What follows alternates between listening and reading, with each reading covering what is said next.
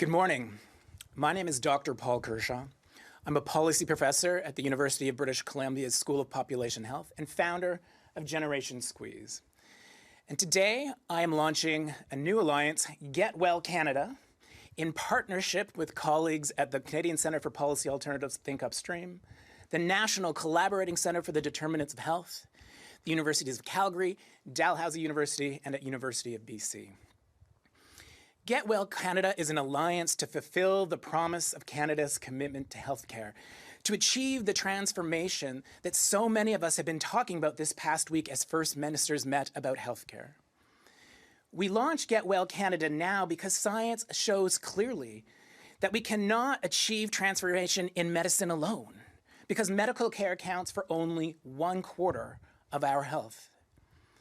So long as Canadians can't access safe homes, good incomes, quality childcare, and a healthy environment, the medical system will never be enough to prevent Canadians from dying early. That's why Get Well Canada takes some issue when premiers are claiming that the federal government isn't delivering enough new money for healthcare. $198 billion over the next decade is a substantial investment in getting control of a medical care system on fire. These investments will help us douse the flames and improve access to the health services that Canadians now need.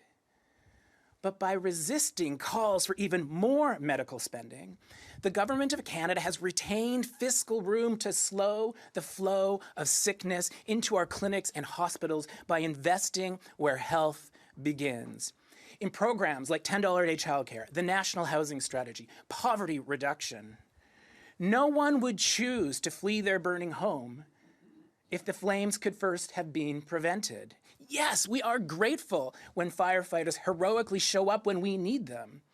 But preventing fires is much less deadly, less damaging, and less costly. So it is with our health. We must not let investment to treat illness crowd out investments in the things that make us well. Transformation of our healthcare system will not be achieved if politicians only asked, how much more should we invest in medical care to treat those already sick? What proportion should flow through private or public clinics? And how much more should go to pay doctors? Yes, those questions are important, but even their best answers will never be enough to make us healthy. Because the medical care system wasn't designed to create health, it was designed to treat illness after we fall sick. Science shows that governments are more likely to improve life expectancy, reduce avoidable sickness, by growing social spending more urgently than medical spending on things like childcare, housing, and poverty reduction. It's a quintessential case of the old adage that an ounce of prevention is worth a pound of cure. There was a time when our provinces organized their budgets around this evidence. Back in 1976, provincial governments consistently spent more on education and social supports than they did on medical care. Now, the opposite is true.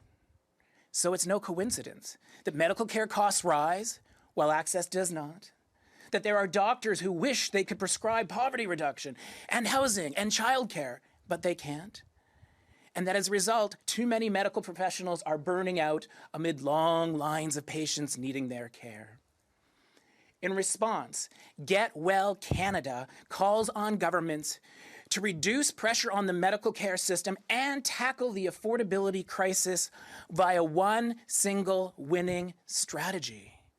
Canadians get well when we invest in affordable homes, livable incomes, $10 a day childcare, and a healthy environment more urgently than we do in medical care, because these social investments not only reduce cost of living pressures, they promote health and they prevent illness.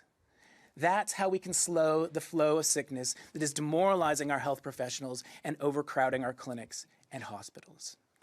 To better achieve this, Get Well Canada is calling for 3 things. First, better tracking and reporting. The Prime Minister observed in his speech this week, what gets measured gets done. A key indicator for genuine health innovation is the ratio of social spending relative to medical spending, so we ask that Ottawa task the Canadian Institute for Health Information to feature this ratio in its annual reporting. Second, We do need better budgets. Governments should use their annual budgets to grow social investments more urgently than spending on medical care, because that is the best strategy to make Canadians happier, healthier, wealthier, and more resilient for generations to come. And lastly, we do need culture change. Canadians must broaden our understanding of health so that we never again witness a First Minister's meeting where so many leaders overlook that health begins where we're born, grow, live, work, and age. Health does not begin with medical care. Thank you, and you can learn more about the work of our alliance at getwellcanada.ca. Thank you, Doctor. I don't have any questions right now, so if there's anything else you would like to add, now would be the time. I think that is a decent, comprehensive summary of our remarks, and we will welcome questions from reporters as the day goes on. Our phone is available. Our email is open. Do reach out.